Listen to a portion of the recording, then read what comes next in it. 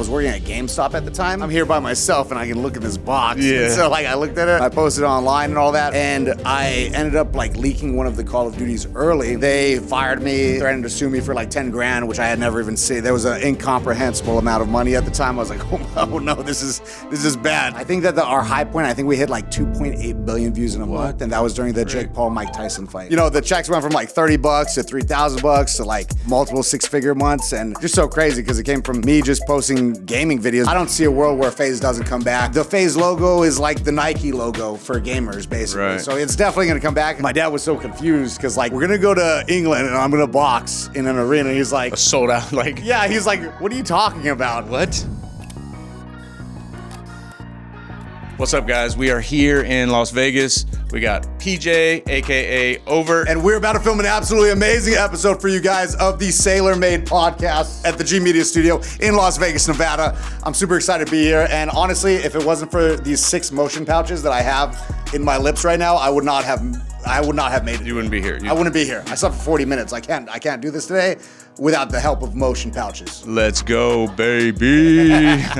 You know what's funny is I had brain surgery about 3.5 years ago, and so they cut my head, like my skull open, took a chunk out, and so when they cut my skin, my scalp, they did a line like that, and when they stitch it back, they pulled one side a little tight, and so for the longest time, like after surgery, I start looking in the mirror and I'm noticing like my shit is pulled. Yeah. And I finally figured out what it was. At first I thought, man, I'm losing more hair on this side than I am that side. But it looks good. I couldn't tell if you didn't tell me. Why do you have brain surgery? I had a anterior venous malformation, which is another name for a aneurysm. Oh, okay. But they found the aneurysm before it burst. Did you have like any symptoms or something, and that's why? Or brother, you want to hear like a true God story? It's a long story, but I'm going to make it quick. So, a few years ago, we were on vacation in Florida. I take my whole family with me. There's like 12 or 14 of us.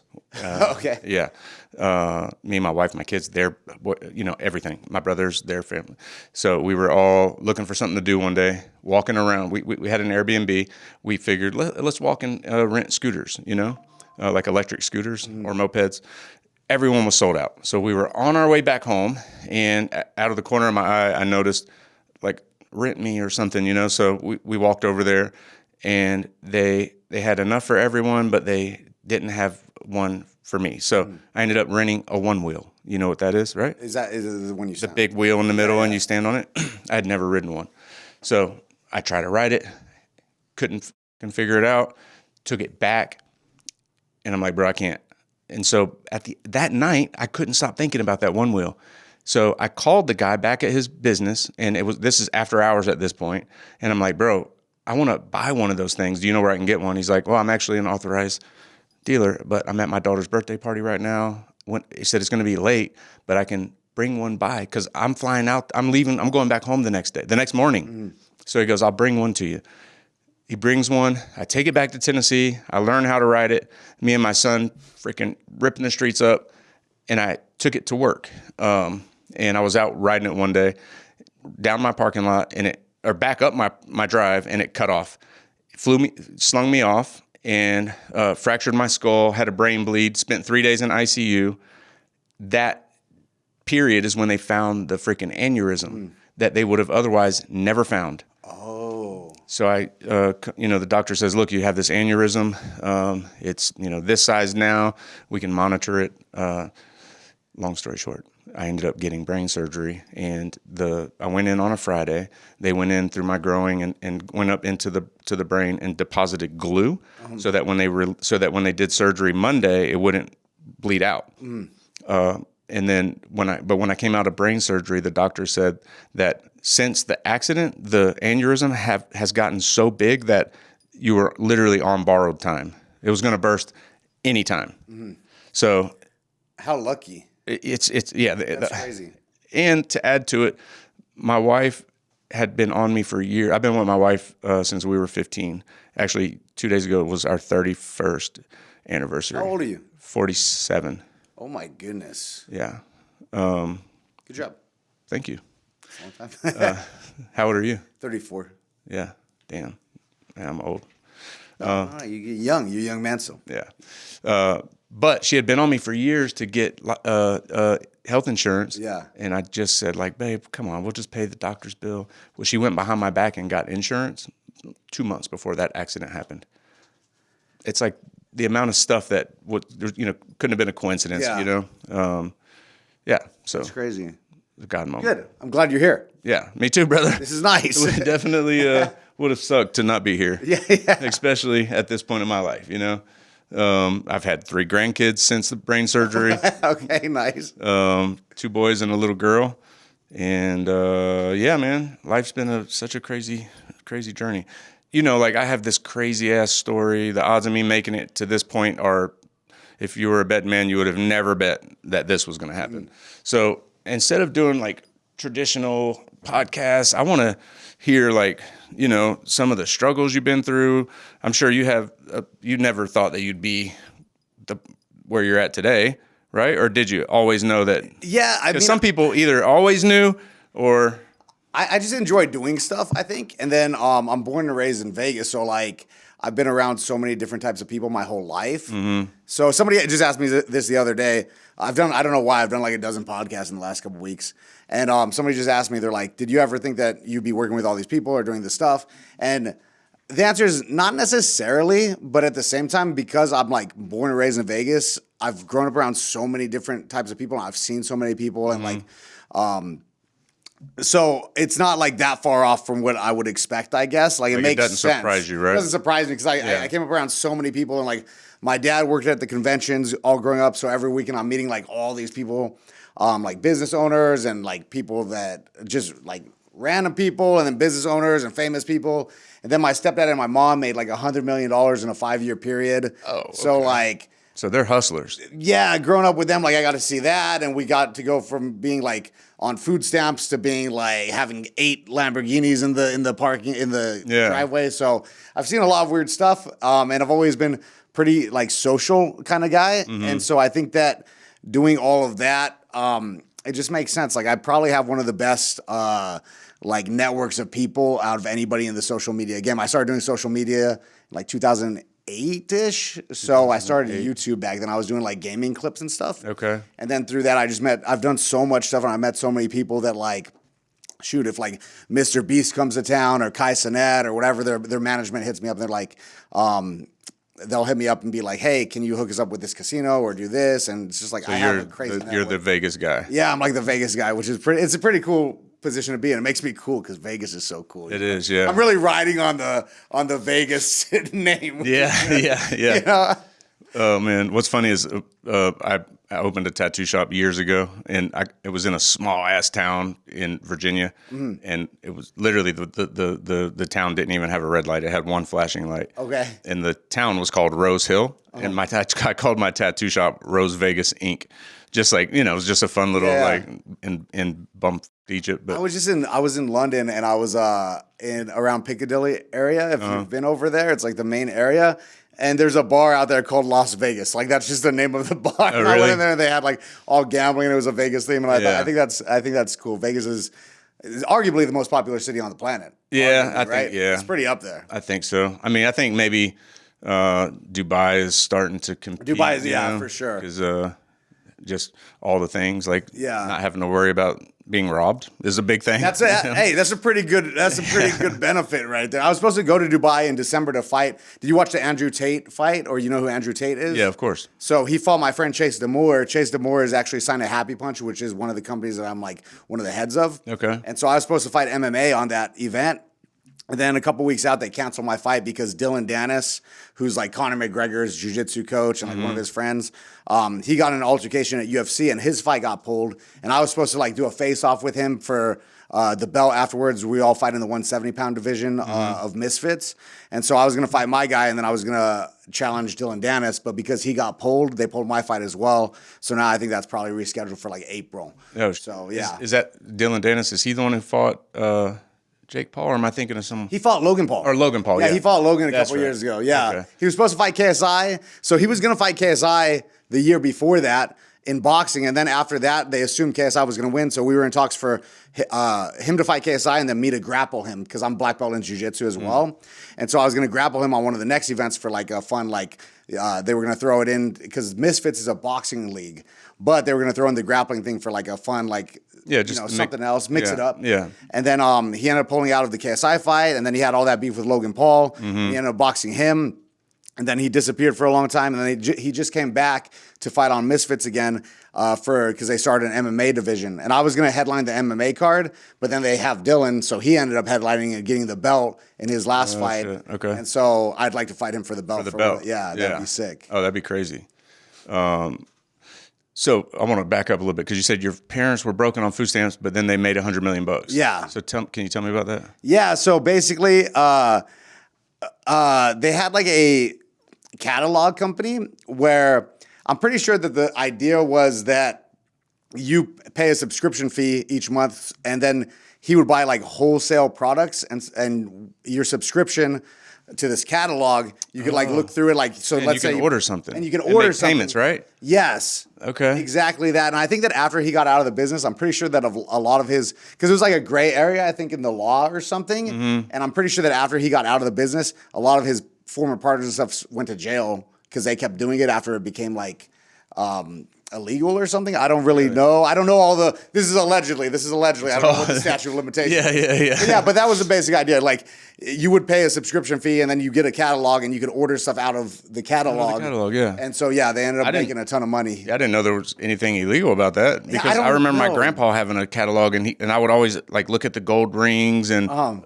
was that like what your? It was something like you can buy anything out of there. Like it had furniture, everything. It has everything. So it seems like it was exactly that. And so they ended up making a ton of money through that.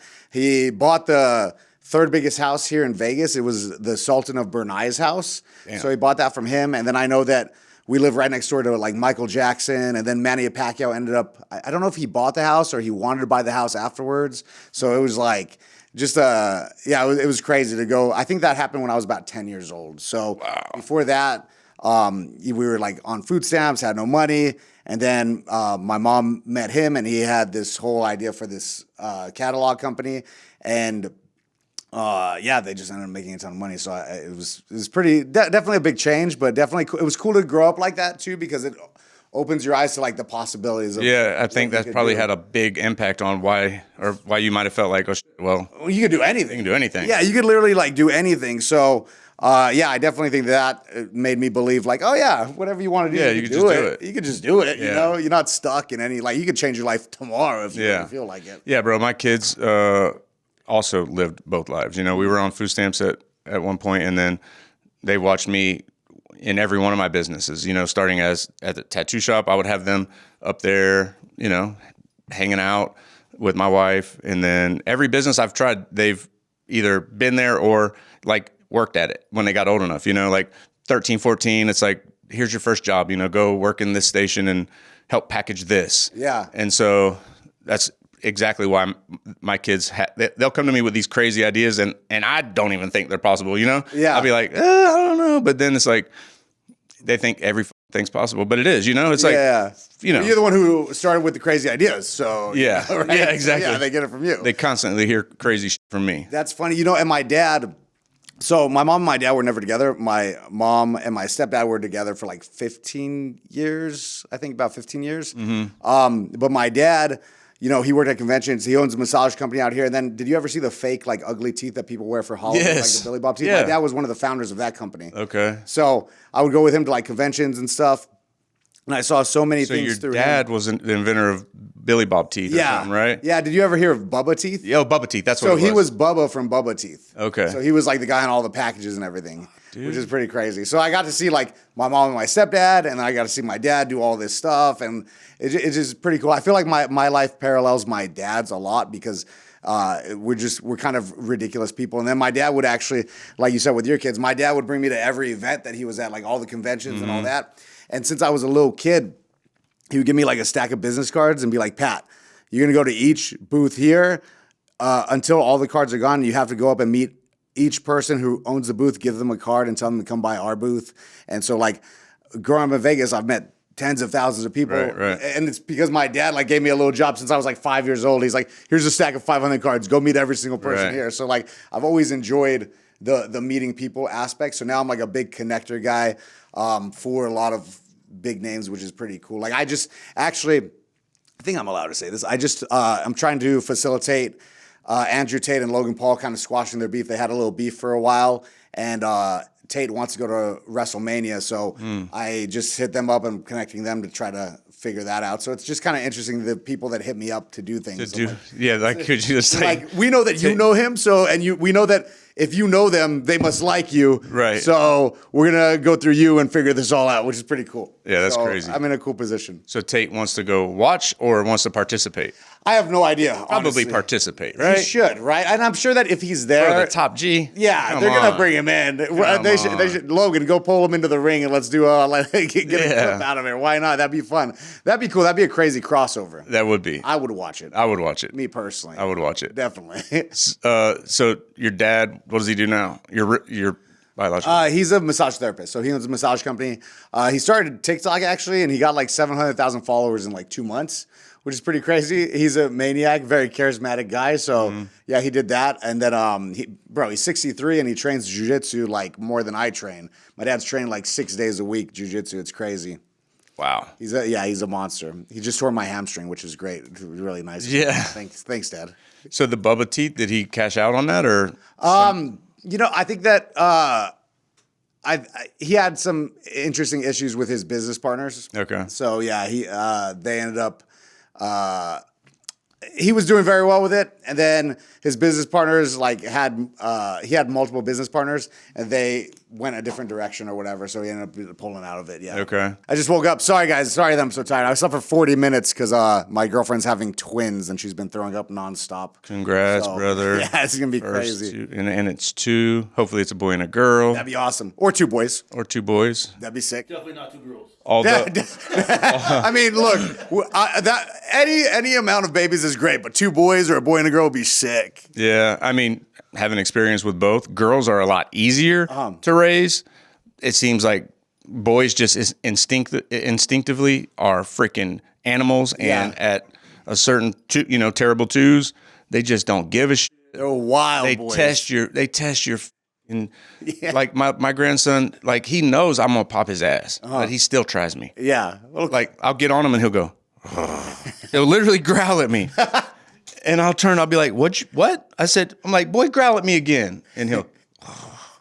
I'm like, this mother effer. He knows I'm gonna pop his ass, and he's still testing my patience. It's part of being a boy, though. Yeah, you kind of got to. But little girls are just okay, just Papa. sweet. Okay, Papa. So girls are easier, but boys are a lot more fun. Yeah. I literally, I remember painting my daughter's nails, and we'd do makeup together, and then I'd go do karate, wrestle with my boy. So best of both worlds. If you get a boy and a girl, it's gonna be that'll be fun, and they're twins, so like I feel like that's gonna be so fun. They're always gonna have a friend, which is so cool. Yeah, that's cool. My cousin, I have a few twins in my family. My best friends are my cousins, and they're twins, and it's the relationship that they have is so cool. Like, I think that like that's the closest relationship you could have with anybody in the world is when you got like an identical twin, for example. Right. Like, their relationship is so insane. So that's pretty cool that they're going to be able to have something like that. Yeah, like a brother bond is like a brother or sister bond is different. It's like. It's just different. It's like you said, it's probably the closest bond you could have. Yeah. Outside of like your mom or something, but that's Yeah, but that's different. That's a different type of For sure. Yeah. I'm so blessed that my son and daughter get along. Like because some brothers and sisters or brothers can't stand each other. Yeah. I have a sister and a brother, and I'm like super close with both of them, like my best friends. So yeah, that's cool. Is your whole team here, like your family here in Vegas? Vegas? My immediate family is all here. Nice. So my mom's from Texas and my dad's from New Jersey. And so all my dad's side is in Jersey and all my mom's side is in Texas. Mm-hmm. But my immediate family, like my grandparents and my mom and my dad, my sister and brother are all here. So with the YouTube, like, did you know that was like, this is what I'm going to do? I'm going to make this work I'm going to do this until it works because it has to. Or did it just happen? It kind of just happened. I would say that so I started posting clips on YouTube. Mm-hmm. I think that I posted my first YouTube video in like 2006 or 2007. And then after I graduated high school, I didn't know what I was doing, and I saw a lot of people like posting gaming videos on YouTube, and I was like, oh, this is cool, like I could do that. But I thought it was the people posting, I thought that they had like deals with the company or something. I didn't know how it all worked. Right. So once I looked into it, I realized like anybody could do it. You just got to get a HD PVR or Hapage at the time was the thing that you would use to like record. I got one and I started recording, and then probably a few months into it, I got signed to a company called Yaush, which was part of Fullscreen, which was like a massive YouTube network. And my first check, I got $30 for the month, and I was like, "Oh, we're in the money, boys. We're in the money." So yeah. From there, I was like, the checks went from like $30 to $3,000 to like, man, I've had multiple six-figure months, and it's just so crazy because it came from me just posting gaming videos, mainly about Call of Duty. Right. And so I was just posting that. And so as soon as I got that first check for $30, so I was like, what? Like, this is ridiculous. I just made money for playing video games and talking about playing video games. I'm going to keep doing that. Yeah. It was pretty cool. And then like my big wave of popularity came in the Call of Duty community. I was already known, but like my mainstream wave of popularity came because I was working at GameStop at the time, and I ended up like leaking one of the Call of Duties early. So I opened up the Street Day packages. It was dated for like a month out or whatever, and I was like, I'm here by myself, and I can look in this box. Yeah. And so like I looked at it, and I posted it online and all that. And then I ended up having the district manager come down and an Activision rep. And they fired me, threatened to sue me for like 10 grand, which I had never even seen. There was an incomprehensible amount of money at the time. I was like, oh no, this is bad. So I ended up getting fired, and my district manager was like, oh, you're a great kid. Like, we all love you here at GameStop. We were going to give you your own store.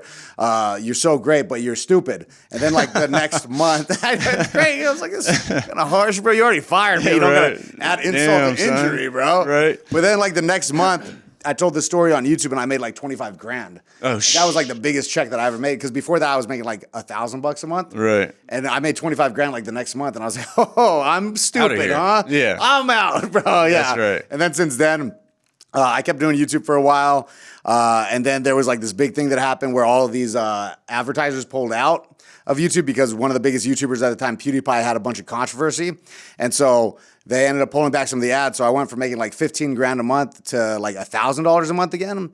And that was like a big, obviously that's like less than 10% of the income. So I ended up getting into like management. I did a bunch of management for like FaZe Clan and other big like YouTubers at the time. And then right around then is when the first Jake Paul fight happened. Okay. And I was already like a purple belt in jiu-jitsu. So the guy who was training KSI, do you know who KSI is? So the guy who was training KSI was a guy named FaZe Sensei, and he had two opponents that were supposed to fight him that pulled out. So I called KSI, and I was like, hey, I'm down to fight him. Like, I don't have really, well, I lied at the time and said I've been boxing since I was 8 because I had pictures of that, but I had done a bunch of martial arts, but I was mainly like a wrestler, jiu-jitsu guy. And so they put me in there. I ended up fighting in Manchester Arena in front of like 22,000 people. Shit. It was so crazy. I brought my dad and my stepmom out there, and my dad was so confused because like the YouTube thing, even though they knew it was like a job, they had no idea. I was like, Dad, we're going to go to England and I'm going to box in an arena. He's like, a sold out, like. Yeah, he's like, what are you talking about? What? Yeah, he had no idea. He's like, what do you even mean? Right, so we end up going out there to Manchester, and we get to the arena, and like we have security, and like I have a driver, and at the time this was so crazy because I was just like making videos on the internet. There was no real life like consequences that had happened from it other than like I was making money. Making good money, right. Yeah. And so we get there, and we walk in, and we're walking to the back rooms, to the locker rooms, and my dad looks out of the like behind the curtain at the arena because we hadn't seen how many people were there, and he looks out, and I look over, and I just see him like standing there, and he turns around, and his like eyes are all watery, and he's like, Pat, this is amazing. I was like, yeah, this is crazy. So I fought in that. I think that I did very well. I lost by a liver shot in the third round to the only professional fighter on the card at the time. Right. So really, it was kind of like that was an expected result. Right. But it was still so crazy to fight in front of that many people. And then that was like when Jake Paul first fought. And then that was 2018. Who was his opponent? Jake Paul? He fought Deji, who's KSI's younger brother. Okay. So Logan Paul fought KSI, and then Jake Paul fought Deji. Okay. So the two brothers fought the two brothers, right? Right. And then since then, obviously, Jake Paul's had that tremendous rise, and then KSI is the most massive name in the UK. You go to UK and like his music's being played everywhere. He's like an A-list celebrity in the UK. Oh, shit. It's crazy how big he is, and I've known him for like 10 plus years. So that's so wild. And then so since then, so I did that fight. I came back. I signed a deal with TikTok. I was one of their like gaming like think tank guys. I was one of 10 people that helped make the streaming and the gaming super popular on TikTok, because at the time when I first signed with them, they were strictly like a music dancing app. Yeah. And so I was one of the first big gamers that they signed. And so I had a like 4-year deal with them. I signed a ton of people over to TikTok, like a ton of these big gamers. I was the guy who like signed them over to TikTok.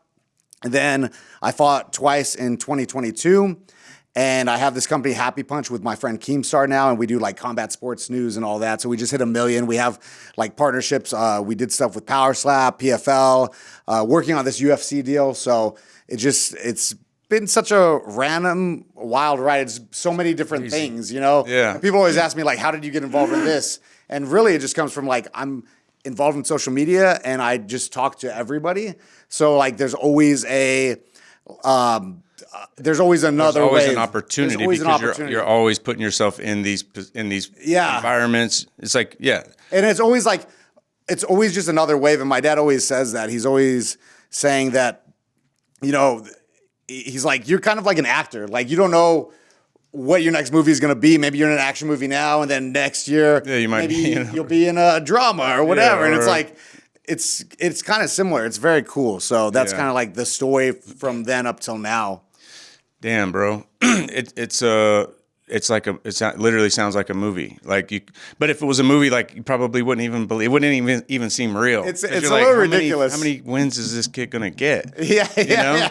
A lot of losses, though. Yeah, a lot of losses, bro. But yeah, it is crazy. But it's something that if you stick around and especially if you're good at like reinventing yourself, or you're good at being in the right place at the right time. Which what's the whole quote about luck? It's like luck is just when timing meets opportunity, or whatever. Yeah, I have a thing on my wall that says, a couple.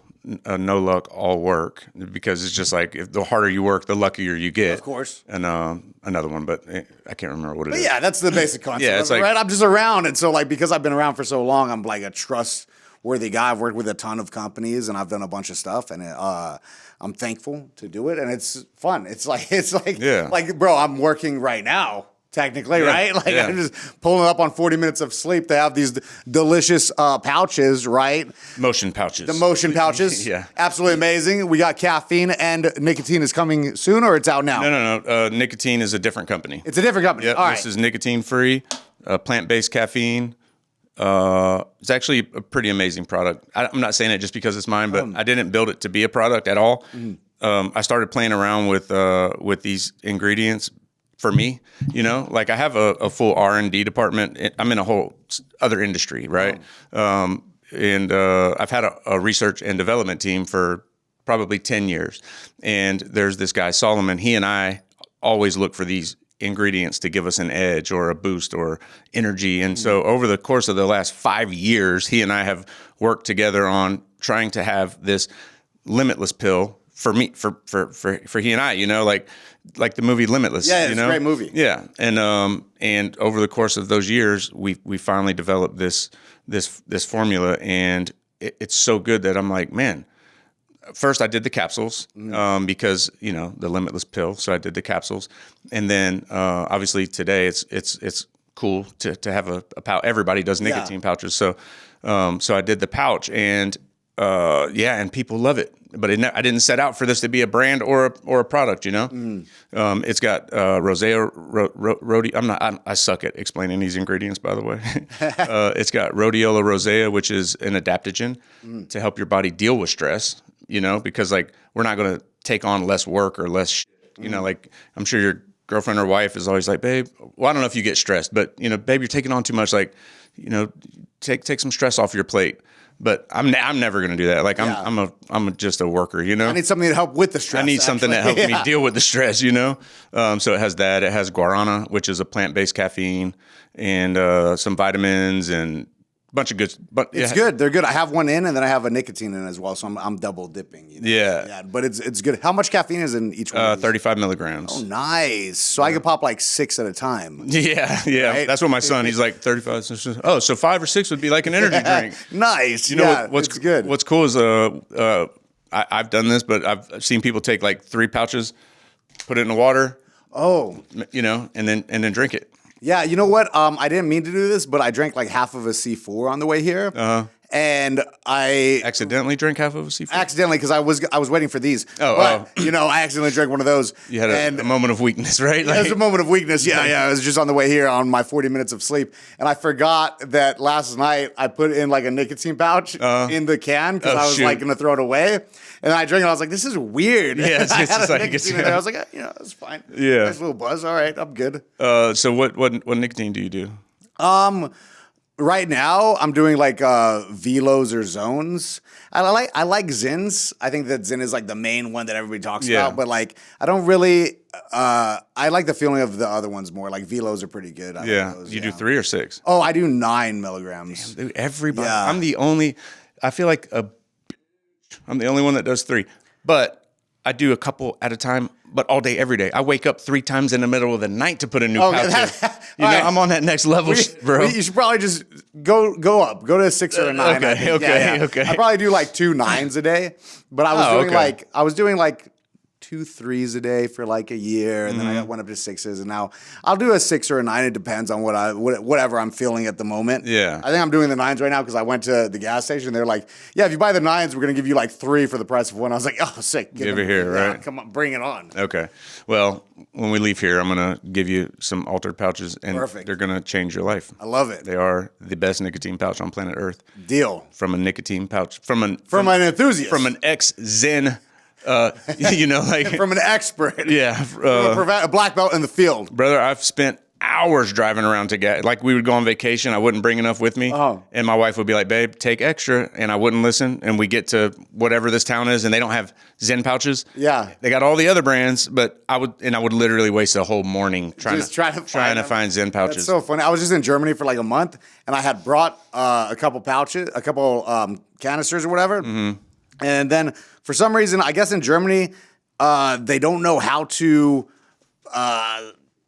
do it with the whole people or whatever. I don't know all the words, and I can't think because I'm on 40 minutes of sleep. But they don't know if it's like a drug or they don't know how to regulate it. Yeah, regulation. There we go. They didn't know to sell it as tobacco or a food product because it's like it's not tobacco and it's not food, so they don't have them out there. So I brought 2 canisters, and then I ran out probably like 2 weeks in. So for 2 weeks, I was off of them, and then I came back and I had 9s in my car, and I took one, and I was like, "Oh my gosh, I can see into the future." Exactly. It's like unlocked a little. Yeah. But bro, nicotine is like that limitless pill. You know, like if you've never had it, you don't know what you're missing. No, honestly, when I'm training like all the time, like for the fights or whatever, I wake up and I do like caffeine and nicotine, and I'm like super good. Set. Yeah. The cool thing about motion pouches, the pouch material itself is one of the cleanest at the moment, but on our next run, it will be what I think probably top 1% of the cleanest pouch material on planet Earth. Yeah, because that's something like I try to be relatively healthy, so it's something that I think about. I'm like, okay, how healthy is it? Yeah, a bunch of stuff. It's got a bunch of micro. I mean, like these don't, but you know, because you know they have to heat seal the ends, so there has to be a slight amount of microplastics built into to the fiber of the pouch. So we spent the last 2 years developing this new pouch, and it's made 99% out of, I'm not going to say it, but plant-based. Nice. Yeah. That's cool. Yeah, that's good. This is my new pouch then. Yeah, I probably already said it on some podcast or something. But anyway, it's plant-based. We're working on the patent. So very nice. The next run of these will be what I think the cleanest pouch on earth. Very cool. Well, it's my new pouch of preference. Yeah. Well, good. Yes, sir. In motion, baby. Hey, I try to stay in motion.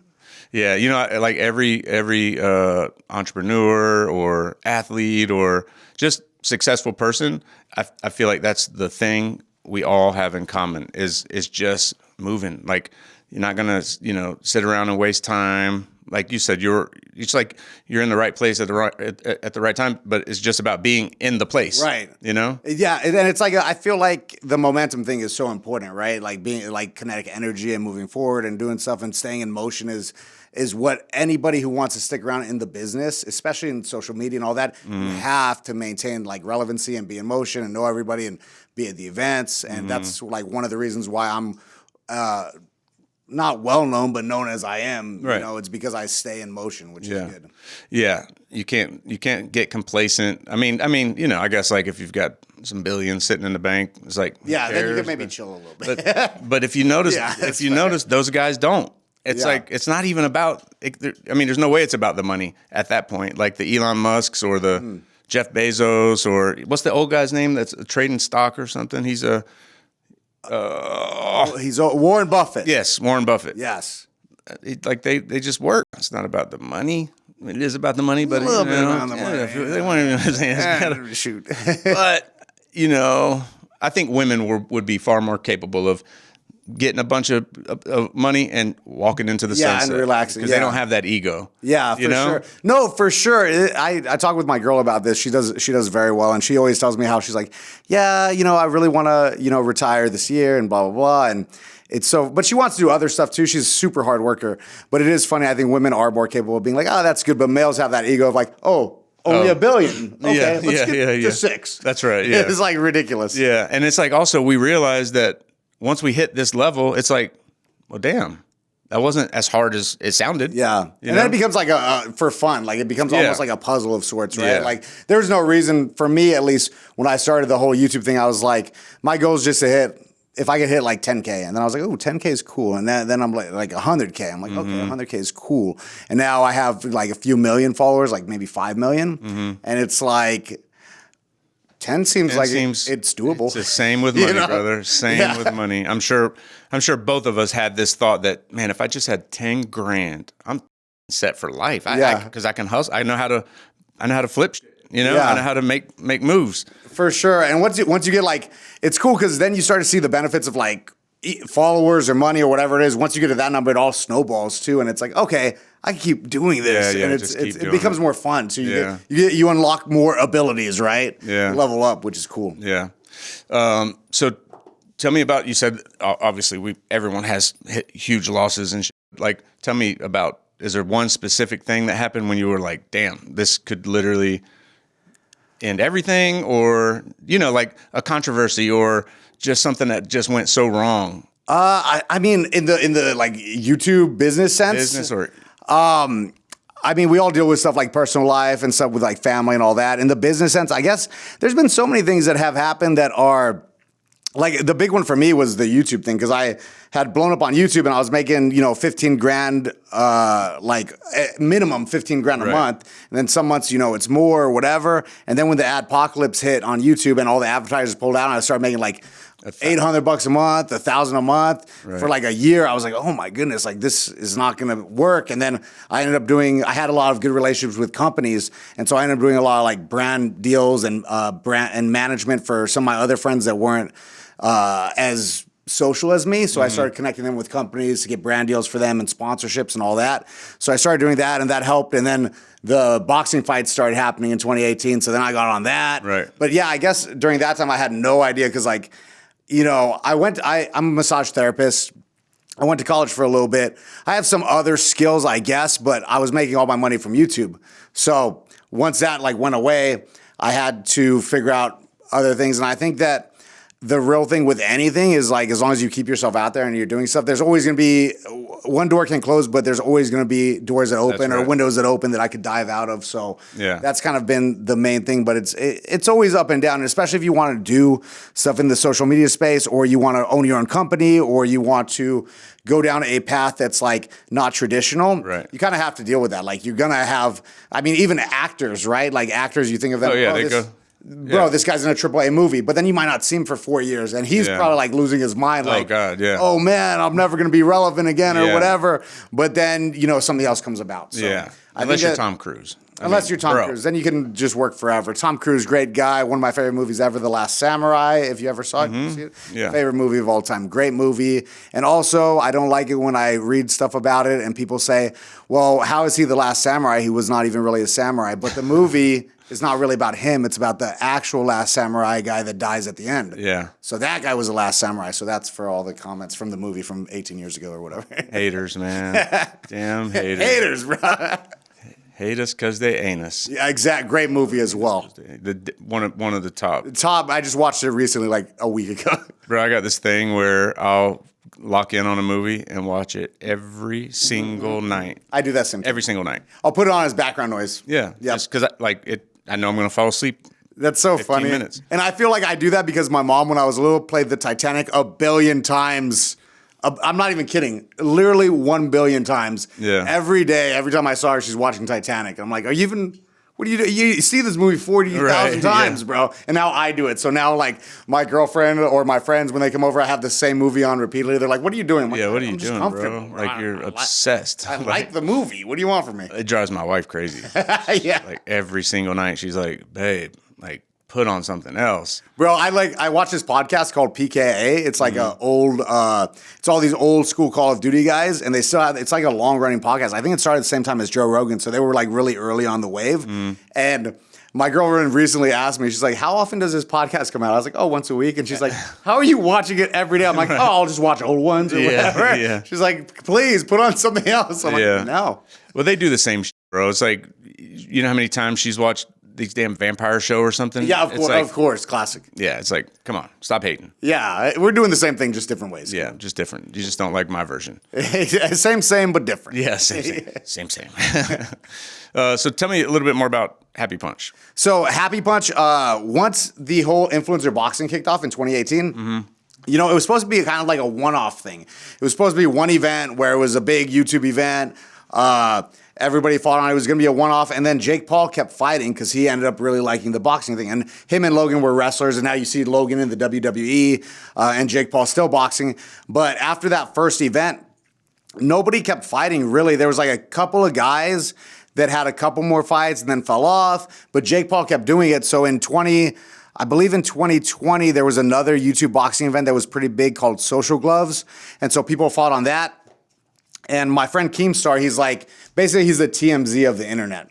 So he would like do all the gossip about YouTubers and internet personalities. And so he went to the event and he was just interviewing the fighters.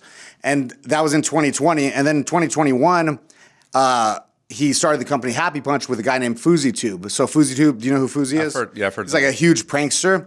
So him and he was like a massive YouTuber, I think 10 million plus subscribers. Wow. Him and Keem started Happy Punch, but Fuzi has been known to have a lot of like mental lapses or, you know, just mental issues. So about a month after they started, Fuzi kind of had like a manic episode and pulled back from the company. And me and Keem had a Call of Duty team together like in 2015 or something. So I've been really close with him for a long time. And he's like a huge YouTube guy, huge internet guy. Everything he's ever touched on the internet like turns to gold, basically. And so he calls me up and he's like, hey, I need somebody I can trust. My partner bailed on me. I need somebody to help me run Happy Punch. And so I came into the company in 2022, and basically we signed a ton of the influencer fighters, and then we signed some pro fighters. And so pretty much everybody who fights on Misfits or in the influencer circuit, like if they're the big names, they're all signed to Happy Punch. Okay. And so we have signed fighters to us. We're basically like a super team. And then we also were doing like podcasts, and we do just social media content. Right now, the main thing that we're doing is just combat sports, like news and updates. So we post like anything that's a combat sport. It doesn't matter if it's UFC or some random Russian company that gets 10 viewers. If there's like a highlighted clip on that, we'll take that and like edit it up, post it on our stuff. We're just basically like making viral combat sports content is mainly what we do. We do like 1 billion views a month, which is crazy. Yeah. Holy shit. I think that our high point, I think we hit like 2.8 billion views in a month, and that was during the Jake Paul Mike Tyson fight. And it's just Happy Punch? Just Happy Punch. So you're a media and a management company? Yeah. Yeah, we're like media management, social media. It's kind of hard to explain it. And it's like a super team. It's kind of hard to explain it, but it's like the new age of stuff, right? So I think in the past you would have like, oh, this is we do ESPN, and we're just we do sports shows and highlights or whatever. Yeah. Kind of do that, and then we do everything else. It's kind of the same. Like if you're a YouTuber, you're not just like a YouTuber. You're also editing your own stuff. Yeah, and that's like, true. You have your own business, basically. Yeah. We're like multifaceted, I guess. But the main thing that we're doing right now is combat sports, like highlights and updates and stuff like that. That's pretty cool, man, because with Motion, some of my team is here, and we've been talking about that over the past maybe week. It's like with Motion, it's more than just a brand or a product. We're going to do Motion Media, where we're showing like the huge wins, like LeBron dunking on somebody. Yeah. He's got motion. The guy that got dunked on obviously does not have motion at the moment, in the moment, you know, but we're just going to do a whole thing where we're incorporating, you know, media and product, and it just kind of make it its own universe. Yeah. And it's cool. Like in the social media age, you do everything on your own. You can do it all on your own. Like back in the day, if you want to be a rapper, you have to like, make songs, then know a guy who knows a guy who can get you on the radio and then get signed to a company. Yeah. Now, if you want to be a rapper, you just make an Instagram and just post your stuff, and then you become a rapper. Like you do it all yourself, which is pretty cool. So now, you know, you have the ability in this day and age to be whatever you want, which is cool. Yeah.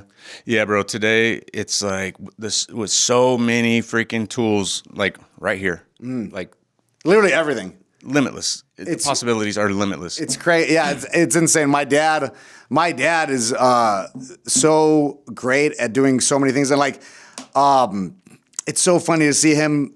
Right now he's big on ChatGPT. So for everything, like your dad cannot see me on ChatGPT, bro. I'm telling you right now. I beg to differ. Sir. I'm telling you right now. My now. dad literally everything through ChatGPT, making logos and advertisements and songs. Like he'll make songs about everything, send it to me. He makes pictures. He's like, here, post this for your upcoming fight. Here, I'll make you a flyer for it. Yeah. Blah, blah, blah. It's just so crazy. You can do everything like through your phone nowadays. Like you used to need a team of 12 people to do what you could just do on your phone right now with ChatGPT. I know, which bro. is crazy. This morning alone, I've already taken, here's a cool thing. Tell your dad to type in, give me my 2025 recap. Oh. And it'll tell him all of his statistics, how many images he created, how many chats he sent. Oh. I'm in the top middle, or I'm peaking right at 1, but I'm in the 2% of users on the planet. I bet you my dad's right there with you. He's so funny. I was like listening to him. I thought he was on the phone, and he's like, "Nah, you did this all wrong. That's like, what are you doing?" yeah. And I'm like, "Who are you talking to, Dad?" He's like, "Oh, ChatGPT." I was like, "Oh my goodness." My wife's like, "Hey, who are you talking to like that, babe?" And I'm like, "Chat," because it's like it'll do everything I want, and then suddenly it'll throw a curveball, and I'm like, "I know you're trying me right now. I know you are with me." That's so funny. Yeah, my dad's literally the same. He's like, he was literally upset with chat because I did something. Yeah. He's like, that's not what I asked you to do. You need to put it back in. That's right. Do it this way, and then give me the results. I was like, who are you talking to, Dad? Yeah, I know. And then the reason I know that it's effing with me is it'll do something wrong. I'll get onto it, and then it'll really just try. Oh, I'm so sorry. I know. Yeah. It'll say, I know exactly. Here's what the problem was, and here's how I'm going to fix it, and it'll do the same exact shit. That's so funny. We're being taken over by AI. Oh yeah, we're being taken over. You know, woke up this morning to see a clip of Cardi B falling because she was with the robot dancing with a robot. Dang Tesla stripper dance. Yep. Crazy. Yeah.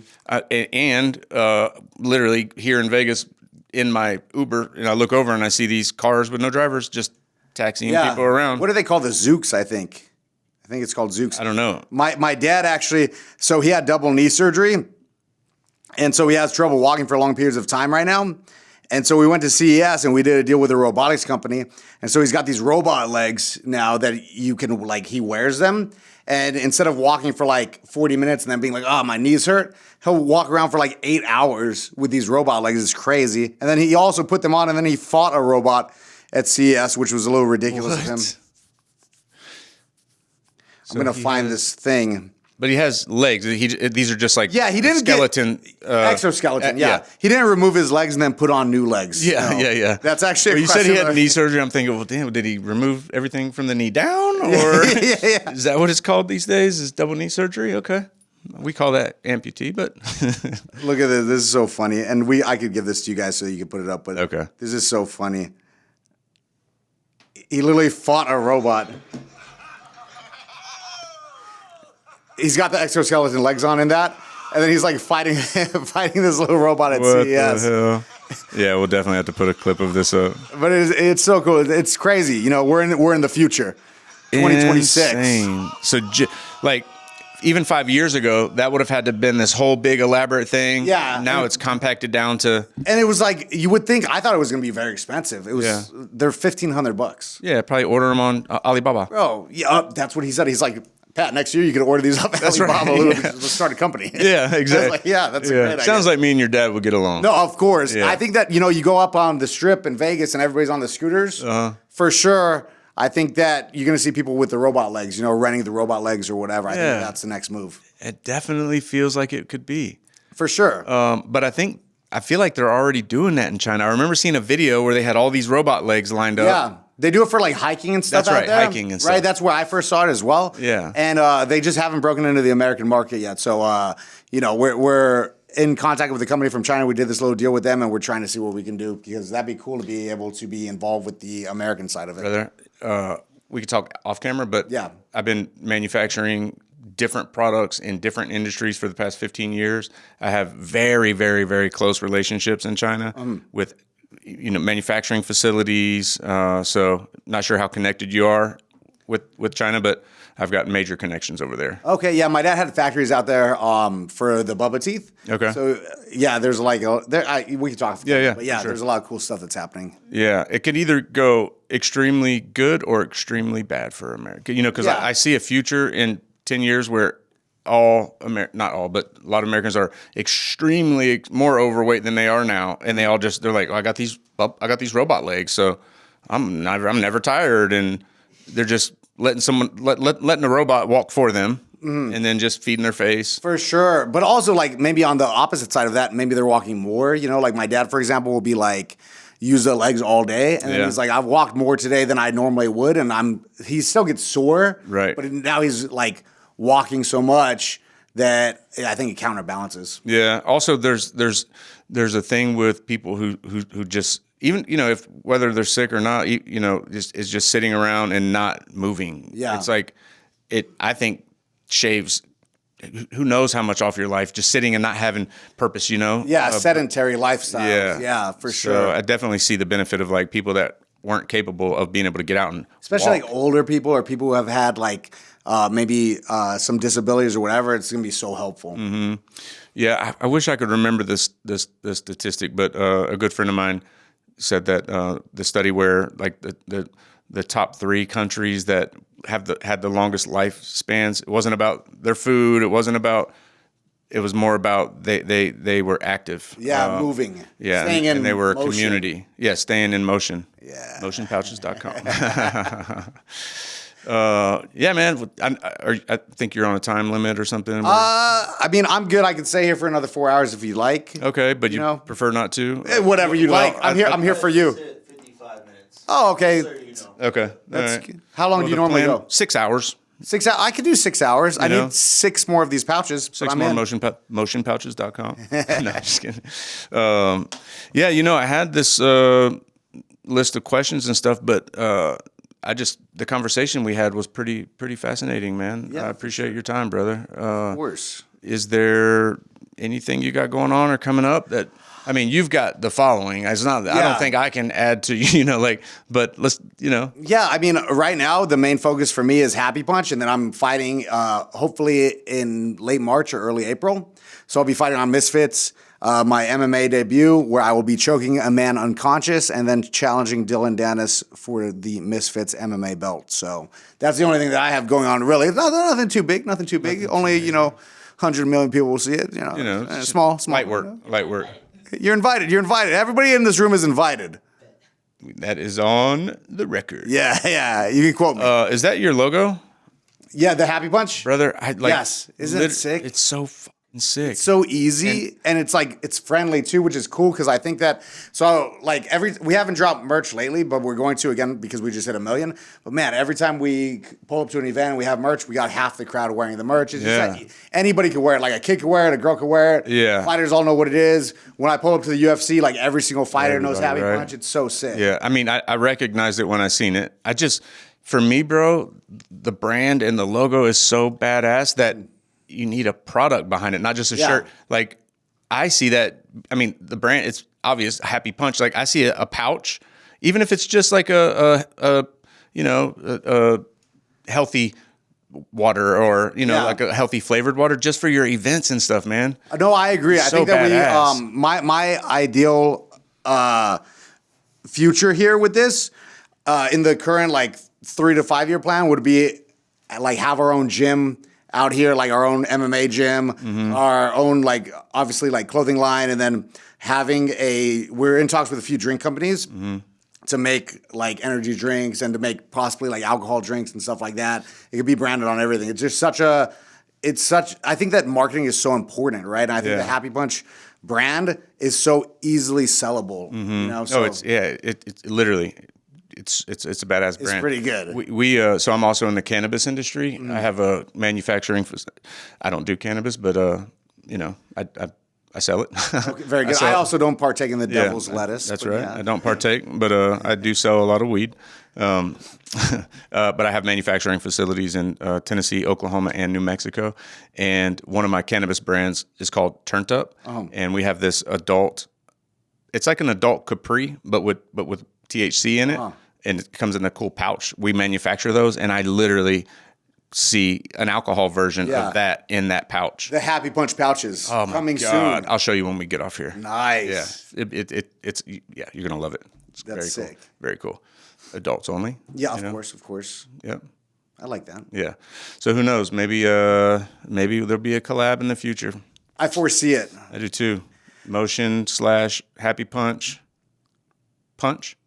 Happy Punch pouches. Pouches punch. Motion Happy Punch motion pouches. I pre-visioned this. Yes. I'm in. I'm manifesting it. I'm manifesting it.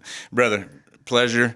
I really appreciate you for taking time out of your normally sleeping right now. I know normally I'd be asleep. I slept for 40 whole minutes and then I got here. So this is nice and early for me, which is good. Maybe I could take a nap afterwards. Yeah, take a nap. And so you said you sleep till 4 and then you just, because I'm just a night owl. What does your wife think about that? She also does social media, so we have like a similar schedule. She honestly, the reason normally I sleep till like 2-ish, I would say, but then she also sleeps till 2, and then if we sleep together, it's like then we're just asleep forever. You know, when you sleep with your significant other, I feel like sometimes the sleep is better, and so you sleep for like 12 hours. So then we've been waking up every day at like 5 p.m. lately. Especially with her being pregnant, she's been like up at night. She's been a little sick, So how many months is she? She's right now she's 10 weeks. Oh, brother, your life's about to. It's gonna be cool, especially twins. Oh, it'll be fun. Yeah, I have a baby on my chest and on my back in a little backpack. Yeah, it's a play. Oh man, I'm just envisioning that sleep schedule getting so effed up. Oh, I'm an expert. I'm like a gamer, right? So my schedule already was bad, and then I work for myself, so that's even worse. And then I'm from Vegas, so it's like because everything's bad. Now we're having twins, so like I'm sure my schedule's gonna be absolutely like destroyed. Yeah, for sure. If it's not already. Yeah. Well, I mean, I think most people would argue that your schedule's probably already pretty. It's pretty bad. Some would say. Yeah, this guy's texting me at 9 a.m. Alex is texting me at 9 a.m. I'm like. Yeah, don't ever text me at 9 a.m. Right? Like, who do you think you are, bro? What are we doing here? I haven't been up at 9 a.m. since I went to school. Right. And even then I was late to school, right? Because 9 a.m. is a little late. But yeah, no, exactly. You know what I missed, bro? Out of this is the FaZe part. Oh, yeah. Yeah. So with FaZe Clan, basically. Because my son was... Go ahead, and then I'm going to tell you some crazy shit. Yeah. So with FaZe Clan, we started our YouTube channels at the same time, around the same time. So I've known those guys forever, right? And we were all like big, all going to the same events. So I've been boys with all of them. It's kind of interesting because so many people now, like even the biggest guys, right? So if you look at somebody like Mr. Beast, he was a Call of Duty YouTuber back in the day. Like all of us came from the Call of Duty community. Almost everybody who's big on YouTube that has been around since those days was a gaming YouTuber. So FaZe Clan and I came up around the same time, ended up being boys with all of them. And during the time when they moved to LA, I was staying there for like a month at a time. Like I go out there for a month. They had this huge house. It was like, it was called the Clout House at the time. And then they had the FaZe house next door. And it was Justin Bieber's old house. So it's like a 4-story, 20 bedroom house with a nightclub in it and all this stuff. So I was going out there all the time. I was, we were all just making content together. I was supposed to officially join FaZe multiple times, but then they ended up getting acquired by like all these investors. So I never actually signed with the company. I was just kind of like part of the family. Yeah. And now, half the boys from OG FaZe live out here, so we still film content together and all that. So we all just came from the same gaming community. So, I'm just like part of that whole community. Which is pretty cool. So investors bought it up, but is it gone now or? So right now, basically, FaZe, ever since they got acquired by like these investors, it kind of went down. Once you start mixing business with, especially when you mix like the creative side, the people who are just doing it for the love of the game with the people who are trying to get money out of it. Yeah, it never works. It never works, right? Never. So that ended up happening. A lot of the OG guys fell off. FaZe got massive, but it kind of lost like the soul of it, right? And they started partnering with everybody, and then it disappeared for a while, and then FaZe Banks brought it back with all the new like live streamers and stuff the last year or two. And so I'm not close with those new guys, but it got really big again, and then they just had this whole thing where they broke up. I think that the guy who loaned the money for all this stuff in the contract, it was like, now you got to give us 20% of your streaming revenue, so everybody pulled out. And so now FaZe, as of right now, is like completely disbanded. And I don't know exactly what the next move is. I'm not really privy to that information. So I just know as much as anybody else. Like, we know that FaZe kind of went downhill. They reinvigorated it with the live streamers, and now it's disbanded again. But I mean, I don't see a world where FaZe doesn't come back with another comeback here soon, because it's too big of a name. It's like FaZe Clan. The FaZe logo is like the Nike logo for gamers, basically. Right. So it's definitely going to come back. I don't know how, but it's like with everything else, it's another wave that they're going to have to find. Yeah. Yeah, it's like when people from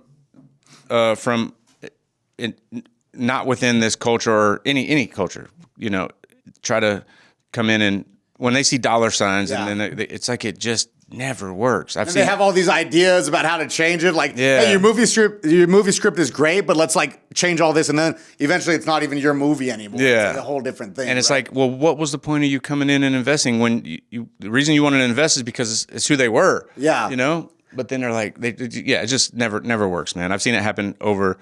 I've been in the vape industry. I've been in the cannabis industry. It never works. Even in my own life, right? I had a content house out here in Vegas with some of the FaZe guys and then some other big YouTubers, and we had it for about a year. But the investors kept like changing things, and so they came in, they gave us a bunch of money, and then all the stuff that we had planned, they're like, "No, let's not do that. Let's do this," and it ruined the whole package, right? So anytime you mix like friendship and business, and these business guys come in, they have their own ideas. Like, if somebody wants to invest, they just got to straight up be like, hands off, let you do it. Have at it. Yeah, like, because the reason why the thing is big is because the guys who made it with the love for it are the ones who made it big. Let them work. Yeah, let them cook. Okay, so, bro, let's see. So, say maybe 10 years ago. Okay, so my son's 22. So, yeah, maybe 9 or 10 years ago. I can't remember the exact year, but there were a few instances where I've definitely regret. So he calls me into his room. He's sitting at the computer, and he shows me Steve. Steve will do it. Yeah. And he's like obsessed. He's like, Dad, this guy, he's going to be a millionaire. He's this, he's that. What is he doing? He's drinking bottles of vodka. Right. And like, as a dad, I'm like, I got so mad. I'm like, man, I see my son thinking like, oh, it's going to be cool to drink liquor, right? Yeah. So I'm like, I instantly crushed it. I'm like, bro, that's the stupidest shit I've ever seen. And this kid is either going to be dead or nobody's going to care about him in a year. Okay. Well, fast forward, first guest on my podcast, Steve will do it. Nice. Obviously, we all know the story of Steve. He's I was actually there when he first came to LA. I was there the first day that he got there. We were having a massive party at the Cloud House. I was with FaZe Banks at the time. And we were out there, and he came through, and he drank like one of those fat bottles of Grey Goose like at the house, and we were all like, "What?" And so I met him way back then, and I got to be honest with you, I see him every single UFC and every single Power Slap. I've hung out with him 30 times, and I swear he still has no idea who I am. He doesn't. He's just so lit all the time, Yeah, bro. man. Yeah, like I know Kyle and the Nelk boys, and those guys. Yeah. And they have some vague memories of me from the FaZe house. Yeah. But yeah, Steve will do it. Every time I see him, he's like, "What's your name?" I'm like, "Bro, I was like one of the first guys you ever met." Right. It's like, and I've seen you 30 times since then. Yeah, it's so funny, but that's how it is. Yeah. I seen him a couple weeks ago when I was here for Vegas, and in the whatever they call it at the UFC where like the VIPs are at, he has like a bottle of water in one hand and like alcohol in the other. Healthiest man alive. Right? He's like, red light therapy and cold plunge but smoking. He's like he thinks it. Maybe it does, I mean, he looks good. He does. He's Physically, chiseled. He looks great. Yeah. He looks, I can't argue with it because obviously whatever he's doing is working. Yeah, it's like, I'm sitting over here. I'm not chiseled like he is, so obviously maybe I should pick up smoking cigarettes. We're about to get on the Steve Will Do It diet. Yeah. Tequila, water, and nicotine. Yeah, exactly. Apparently all he's doing. Yeah, I didn't even think about that. So then, like I said, Steve was my first guest. And then 2 weeks ago, I'm here, and Kyle and Gabe, his assistant, hitch a ride with me on my plane back to Miami. So it's just weird how the universe works, man. I'm telling my son that Steve's an idiot. He's never going to make it. And then you're like, "Hey, son, so I'm going to go hang out with Steve today." Yeah. Dad, what are you doing? I thought, what's going on? Exactly. It's a bad influence on you. Yeah. And so I've had 6 or 7 guests now where I think you'll be the third or fourth that because of the gaming thing, he brought me in and showed me that, and I shot his dreams down. I'm like, bro, you know how it's not going to be popular. So the two dreams that I killed, one of them was drinking alcohol. That's I should have done though. that. That's so reasonable. Like I think that. So for me, like when I started doing the YouTube thing, and I told my mom, I was like, "Mom, I made $30 from YouTube this month." She's like, "What are you doing? You're wasting your time." Right. And meanwhile, she had made like $100 million like a few years Right. previous. So she's like, "What are you talking about? $30?" Right. And then so fast forward, and it all worked out pretty well. But it is like a weird thing. But I think that we live in a day and age, and I think that Jake Paul has a great clip on this where he's talking about he's like, whatever it is that you want to do, you can do it. Like let's say, I believe it's something like this. Don't quote me, but it's something similar. He's like, let's say you love like RC cars. You can go get a job at an RC car place, be doing that, and you're making money for doing something you love, and then you figure out, oh, well, these cars will actually go faster if you change this piece out, and then you could do that, post it on social media, get a deal with a company, and then you own like an RC car thing, and like now you can do anything you want because you got the whole social media game. Like who would have thought? Because it makes no sense. The kids that were like, because gaming wasn't really even cool until I would say that because I wrestled and I was like always kind of like a jock type guy in high school. And so gaming really wasn't something that was being talked about until Call of Duty got really popular. And then it became kind of cool. Like everybody started playing Call of Duty. And then that became a cool thing, but it wasn't ever anything that you would make money from. And now some of the most like wealthy people on the internet are the guys who are gamers, right? Or even Steve Will Do It is like, this guy's just drinking? Like, this is so dumb. But then you see this video's got 11 million views. Like, something's definitely happening there. You know what I mean? And I guess it goes back to, like, anything, I mean, if you look in previous years, like, people were watching too much TV, but then the kid becomes an actor. So it's like, okay, there was something there. You just got to figure it out. Right. Yeah, I think, it could either, like with anything, it could either go extremely bad or extremely good. Yeah. You could either be lazy, sitting on the couch at 40, still watching too much TV, or you could be Tom Cruise. Yeah, there you go. Or you could be the guy who's like drunk on the sidewalk, or the guy who's drunk on Instagram, and you got you own Happy Dad. That's now. right. It's like, it's like, oh, well, that's a good play. Can you really at me for drinking? Because I own Happy Dad. It's a crazy pull. It's a flex. Yes, it's a flex. All right, brother. Well, we added another 15 minutes after the ending, so awesome. Well, I appreciate you having me. Yeah, thank you. And I never would ever wake up for anybody ever except for this podcast, brother. Appreciate that. Yes, sir. Of course. Thank you so much. Yes, sir.